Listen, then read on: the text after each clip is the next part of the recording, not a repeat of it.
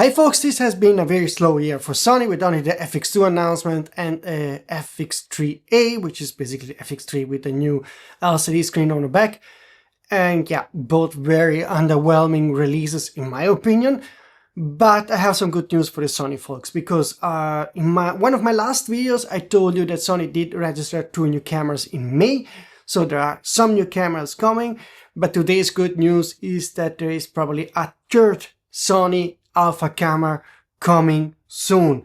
And this is not speculation, this is official news, because the camera has been registered in Indonesia.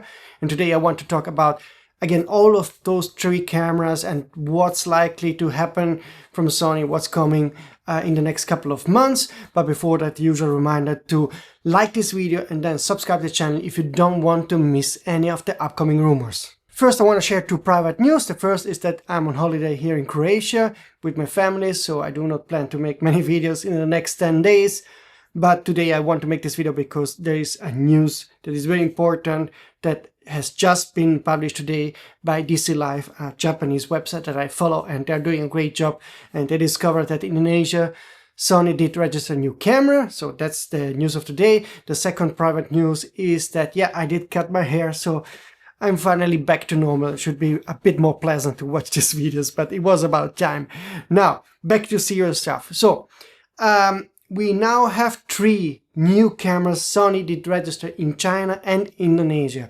And what this means is that Sony plans to launch 3 cameras within a short amount of time. Usually, historically speaking, Sony does announce cameras that they register within 4 months after the publication of that registration, which means that between July and max September, October, we should get 3 new cameras, because there are 3 different Sony alpha camera codes. Let's kick off with the news we already knew. In China, they did register 3 new camera codes, but one of them is for the FX2. The other 2 cameras, we don't know what they are, but we know that the 2 cameras registered in China are made in Japan and by Sony Wuxi, a place again in China. That Sony Japan does produce some of the high-end stuff, while Sony Wuxi does produce more the low-end, mid-level kind of cameras like a ZV-1F, A7V, A7C, and so forth. And now the big news of today is that there is another Sony camera registration in Indonesia with the code WW295750, and all we learn from that registration is that it is manufactured by Sony Thailand. And Sony Thailand usually does manufacture low to mid-end level cameras, so this means the A7C series, A7 series, also the ZV cameras. So Sony does produce the same camera sometimes in 2 places, so in Thailand and in China for the Chinese market and in Thailand for the rest. So it would be normal, for example, the A7V that I know is coming pretty soon is likely to be produced in China and in Thailand, but usually it would have the same code, so the 3 different codes are for 3 different cameras. And I told you in my past video that of the 3 codes, I do think that 2 codes are likely to be for the A7V and the FX3II, because a trusted source told me that those were close to an announcement, which means within 6-8 months. Usually, if nothing doesn't change, so the A7V and the FX3II would be the most likely candidates. Still, I'm not 100% sure, keep it in mind. It's likely, but still not 100% confirmed. About this third camera, I really don't know what it could be. But let me know in the comment section what camera you prefer to get. For now, all we know is that 3 camera codes has been registered, and finally, those cameras will be announced within the next 4 months, so it will be a busy time. Maybe the first camera will be announced in July, because I heard about a possible Sony press event in July, but still not sure if this is for camera and lens or lens only. So this is still something I'm working on. By the way, if you have some info about the next Sony event, you can contact me here using the email address and contact form, or just post a video on those QR codes from Signal and Telegram to chat directly with me. Now let's talk about another fact, because there are some RX, FX and Alpha cameras that are pretty old in the Sony camera lineup, and I want to give you a list of those cameras. The RX1 R2 is about 10 years old, the RX100 is about 6 years old, the A7S3 is about 5 years old, the FX3 is 4 years and 4 months old, and the A7V is 3 years, 8 months old.